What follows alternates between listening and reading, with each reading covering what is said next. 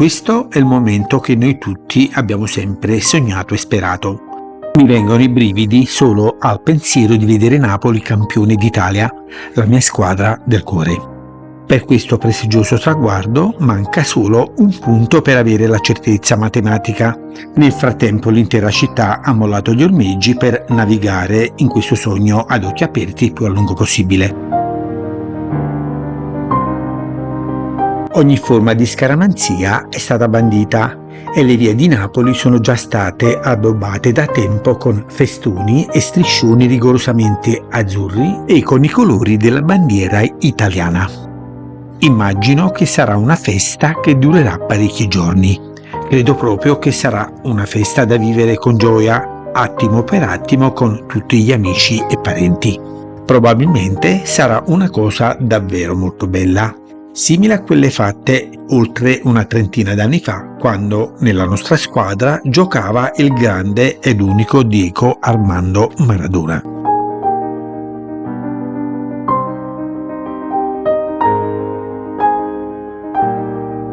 Comunque i preparativi fervono e ognuno fa qualcosa per prepararsi al grande evento. Ad esempio c'è chi si cuce la bandiera da sola,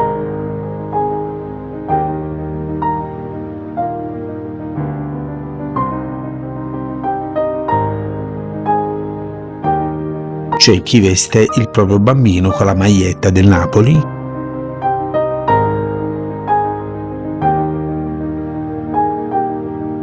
chi addobba i propri amici pelusi sempre con i colori della squadra del Napoli.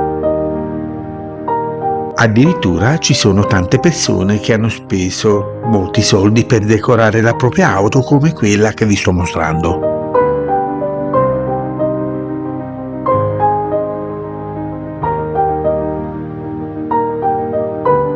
Insomma, come già vi ho detto, ognuno fa qualcosa per festeggiare questo scudetto nel modo migliore ed originale per sottolineare appunto l'importanza dell'evento.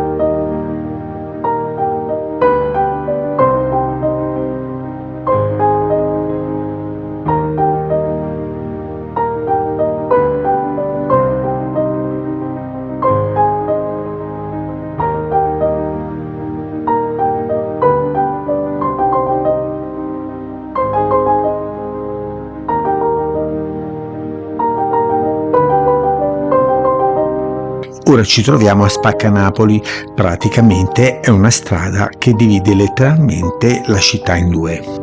Nei negozi e sulle varie bancarelle si possono notare le statue di Maradona accanto a quelle di Papa Francesco. Inoltre, sempre su queste bancarelle potete notare tanti corni di diverse dimensioni accanto a immagini sacre di ogni tipo. Tutto questo per qualcuno potrebbe sembrare quasi una profanazione, ma in realtà appartiene alla semplicità e alla cultura di un popolo. I corni e i santini quindi fanno parte delle nostre origini, perché come ben sapete Napoli è legata da sempre sia alla religione che alla scaramanzia. Questa mistura tra sacro e profano, che per noi napoletani poi è sempre stata congeniale, non è dannosa. Diciamo che fa parte anche del nostro folklore. La cosa importante è non confondere le due cose. Un turista che viene da fuori si rende conto che in questa grande città tutti tifano per una sola squadra che è il Napoli. Non è come in altri luoghi dove il popolo è diviso in tante tifoserie. Diciamo che per molti partenopei il calcio non è uno sport, anzi è una passione, è una forza, oserei dire che è anche la loro vita.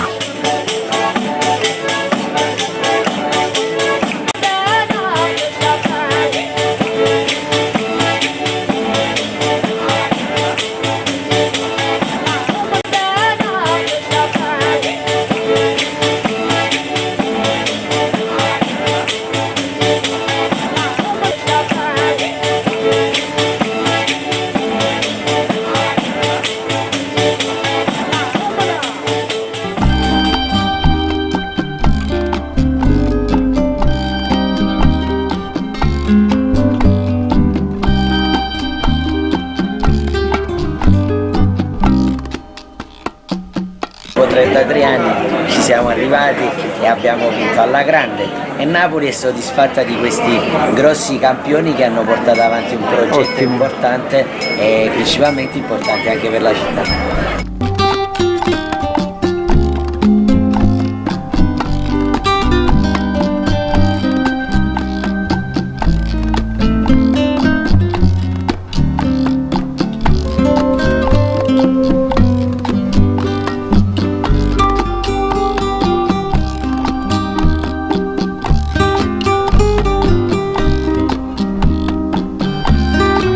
Ora vi porto a fare una passeggiata nei quartieri spagnoli. Qua potete bere un'ottima spremuta di limone a cosce aperte. Si dice così perché è talmente effervescente che per berla bisogna divaricare le gambe per evitare di bagnarsi le scarpe.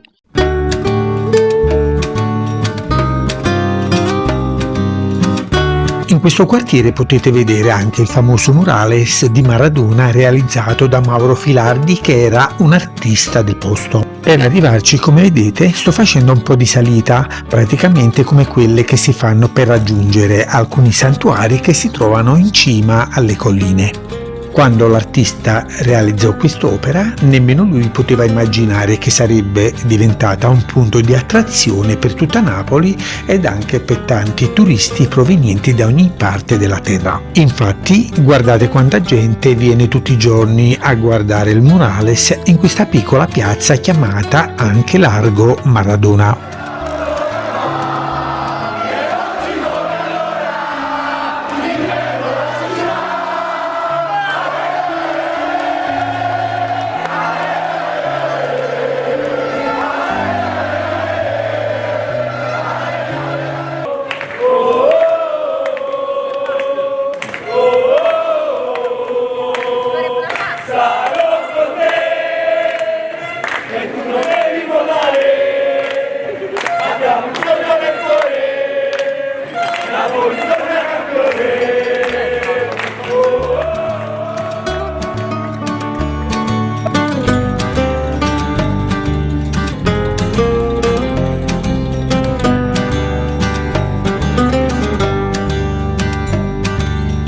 La cosa simpatica è che intorno a questo murales di Maradona si è creato un vero indotto economico che ha fatto rinascere i quartieri spagnoli, facendo fiorire decine e decine di attività commerciali che danno lavoro davvero a tantissima gente. Come ben sapete, Napoli ha una ricca tradizione culinaria, quindi io e mia moglie ne approfittiamo per mangiarci qualcosa di gustoso di questa fantastica città. In questa trattoria abbiamo scelto un pranzo a base di pesce. Le portate che ci hanno servito sono abbondanti e saporite. Per un pranzo del genere in questo quartiere si possono spendere 25, massimo 30 euro a testa. A dir la verità, anche molti tifosi e molti turisti che vengono nei quartieri spagnoli ne approfittano, come abbiamo fatto noi, per mangiare a buon mercato spendendo davvero poco.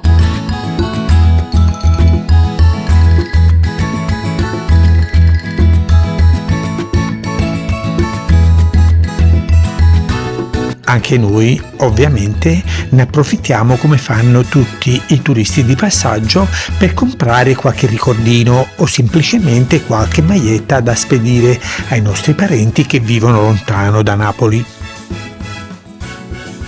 Ecco, guardate, questa per esempio me la fanno pagare soltanto 10 euro.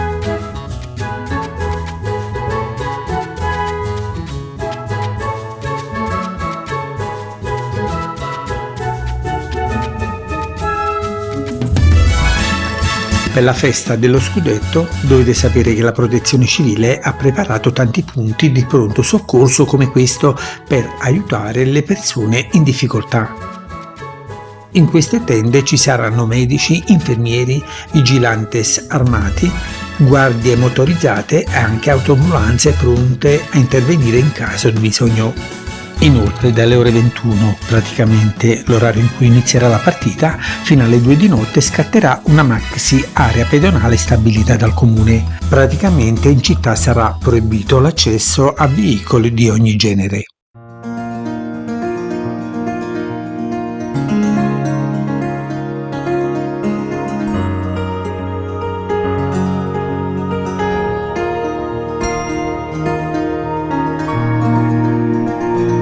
Allora ragazzi, finalmente ci siamo. Oggi è il 4 maggio 2023.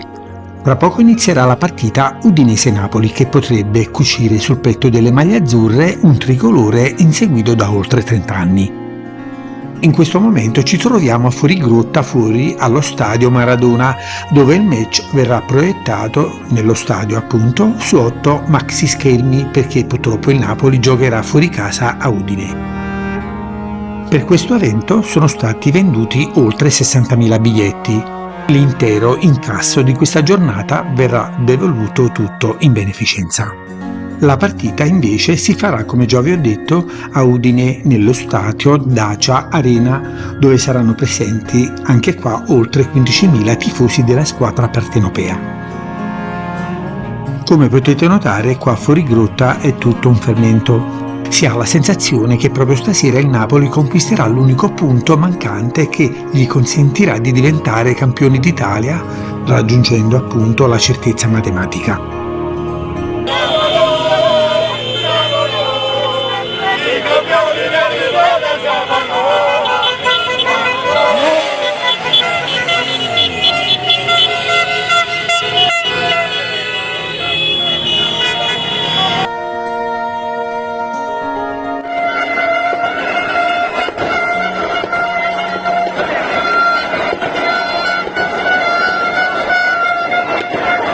Dopo 33 anni di semine, di cattivi raccolti, di pianti e di gioie, è il momento di svegliarsi perché tutto quello che c'è attorno non è più un sogno, ma è la più meravigliosa delle realtà. Il posticipo della 33esima giornata del campionato di calcio di Serie A, Udinese-Napoli. E Udine è come Napoli che va in montagna stasera perché lo stadio è quasi completamente tappezzato di azzurro.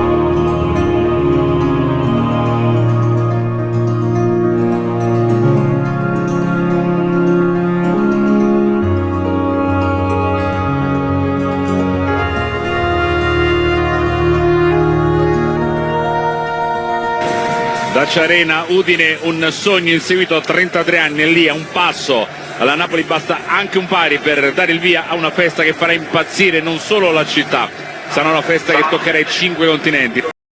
Parte Elmas, pallone per Anghissà che non rischia di tirare al volo, la mette in mezzo, pallone buono, Kvaratskhelia e poi il destro vincente da parte di Osimhen. Ha pareggiato il Napoli, Osimhen fa impazzire il popolo partenopeo e avvicina il Napoli al suo terzo scudetto.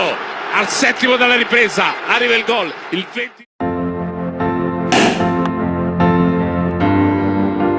Facciamo un brindisi per poi tuffarci anche noi nella folla oceanica che invaderà inevitabilmente tutta la città.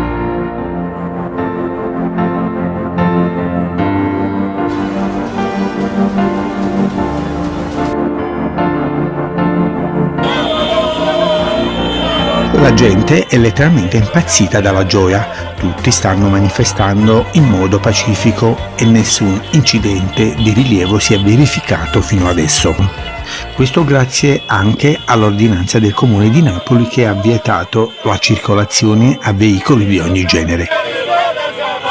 I festeggiamenti si sono protratti fino alla domenica successiva quando il Napoli giocò allo stadio Maradona contro la Fiorentina. In questo giorno non ci sono state restrizioni da parte del comune per quanto riguarda la viabilità e quindi, come potete vedere, i tifosi si sono scatenati anche con caroselli di auto e scooter e non sono mancati elementi di folklore e di entusiasmo anche sopra le righe.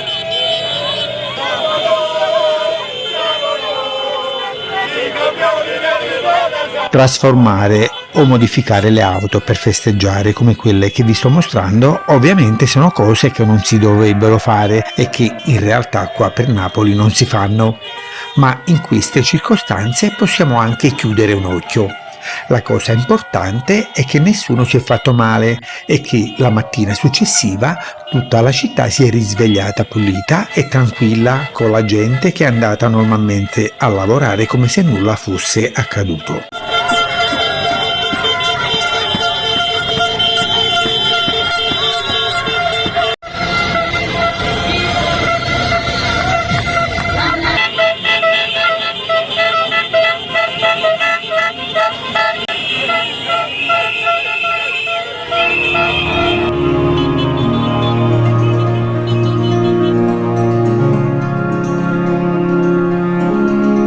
Naturalmente in questa grande festa non potevano mancare i botti qua a Napoli e quindi tutta la città si è scatenata come meglio poteva fare per dare sfogo a tutta la sua gioia.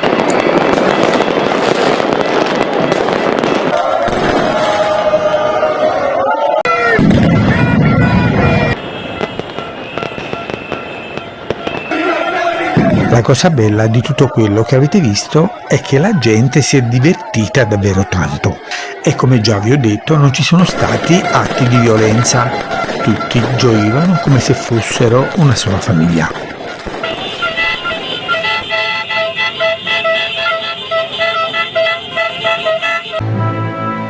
Siamo giunti a termine e adesso devo proprio lasciarvi. Spero con questo video di avervi fatto vivere un po' quello che noi tutti qua abbiamo provato. Ok, la festa è finita. Presto tutte queste bandiere, questi striscioni scompariranno, ma la gioia di aver conquistato questo scudetto ovviamente rimarrà per sempre nei nostri cuori. Come vedete la città si è rimessa in moto, quindi diamoci da fare e guardiamo avanti. Purtroppo il nostro tempo è proprio come un bel fiocco di neve che svanisce nel mentre cerchiamo di decidere cosa farne. Vi lascio tanti saluti e condividete se potete per favore. Allora forza Napoli a tutti e grazie mille.